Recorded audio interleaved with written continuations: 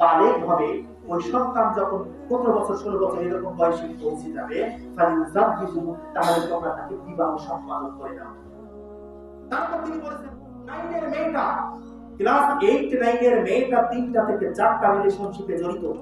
আপনার ছেলেটাকে যে আপনি মেট্রিক পাস করিয়েছেন, ইন্টারে ভর্তি হয়েছে, ওই ছেলেটা রাত্রিতে কি করে আপনি জানেন না? ওই রাত্রিতে ওই মেয়ের সাথে সারাদিন সারা রাত্রিতে সে গল্পগুজব করে। এটা কি জেনা নয়?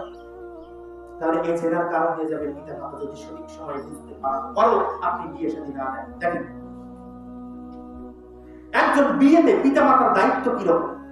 আর আবু সাঈদ ওয়া ইবনে আব্বাস قال رسول الله صلى الله عليه وسلم, আবু সাঈদ ও ইবনে আব্বাস রাদিয়াল্লাহু তাআলা আনহুমা দুজন সাহাবী যৌথভাবে বর্ণিত যে রাসূল সাল্লাল্লাহু আলাইহি ওয়াসাল্লাম বলেছেন, মান উলিদা লাহু ওয়ালাদুন ফালইউহসিন ইসলাম, যার সন্তান জন্মগ্রহণ করেছে তার প্রথম দায়িত্ব হচ্ছে পিতামাতা তার একটা সুন্দর নাম রাখা, ওয়া আদাবাহু, এবং তাকে শিষ্টাচার, ভদ্রতা, নম্রতা শিক্ষা দেয়া।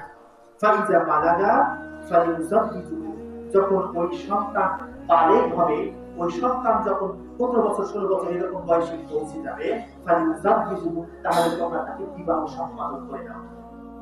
তারপর তিনি বলেছেন ফাইন বালাগা, বালেগ হওয়ার পর ওয়াইউযাওবিজুহু ফাআসাবা, এবং বালেগ হওয়ার পর যদি তোমরা এটা না করো, তোমরা যদি তাকে বিবাহ না দিয়ে দাও, তাহলে ফাআসাবা ইসমান ফাইন্নামা ইসমাহু আলা আবিহি, তাহলে ওই সন্তান সন্ততি যত পাপ করবে, ওই ছেলে বা মেয়ে যত পাপ করবে, ফাইন্নামা ইসমাহু আলা আবিহি, তাহলে ওই পাপের ভাগ তার পিতার উপর থাকবে।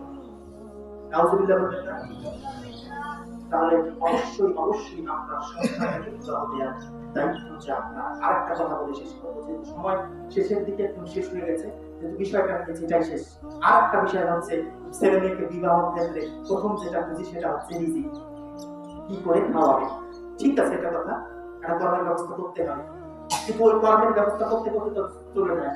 যা আছে আপনার অর্থ সম্পদ থাকলে, আপনার যদি বাবা হিসেবে অর্থ সম্পদ থাকে, আপনি দিয়ে দিয়ে দেন। রিজিকের মালিক কে বলেন তো? যে মেয়েটা আপনার ঘরে আসবে, ওর রিজিক দেবেন আপনি না আল্লাহ? তাহলে এটা চিন্তা করুন, যখন ওই রিজিক নিয়ে আসবে আপনার ঘরের বরকত হবে বেশি, কারণ ওই রিজিকটা দিবে ওই ছেলের মাধ্যমে। একটা মেয়ে এসে কি চাকরি করবে? তাহলে ওই মেয়ের রিজিক দেবে কে? আল্লাহ দিবে। কার মাধ্যমে? ওই স্বামীর মাধ্যমে, আপনার ছেলের মাধ্যমে। তার মানে ওই ছেলের রিজিকের বরকত হবে। কেন? প্রমাণ দেখেন, সূরা নূর 32 নম্বর আয়াত আল্লাহ সুবহানাহু ওয়া তাআলা বলতেছেন, وَانكِحُوا الْأَيَامَىٰ مِنكُمْ وَالصَّالِحِينَ مِنْ عِبَادِكُمْ وَإِمَائِكُمْ إِنْ يَكُونُوا فُقَرَاءَ يُغْنِهِمُ اللَّهُ مِنْ فَضْلِهِ وَاللَّهُ وَاسِعٌ عَلِيمٌ।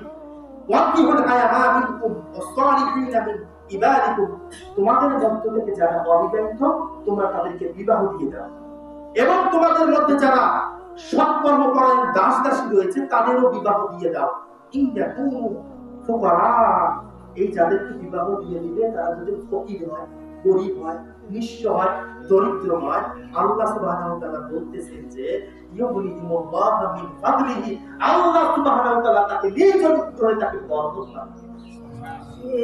আল্লাহ সুবহানাহু ওয়া তাআলা বলতেছেন আল্লাহু ওয়াসিউন আলীম, আল্লাহ সুবহানাহু ওয়া তাআলা হচ্ছে প্রাচুর্যময়, সর্বজ্ঞ। আল্লাহ থেকে সম্প্রসারী আর কেউ আছে? আল্লাহ ঘোষণা দিচ্ছেন যে তুমি তোমার ছেলে মেয়েটাকে বিবাহ দিয়ে দাও, আমি নিজ অনুগ্রহ তাকে রিজিক বার্তা দিয়ে দেবো, আমি তাকে ধনী করে দেবো।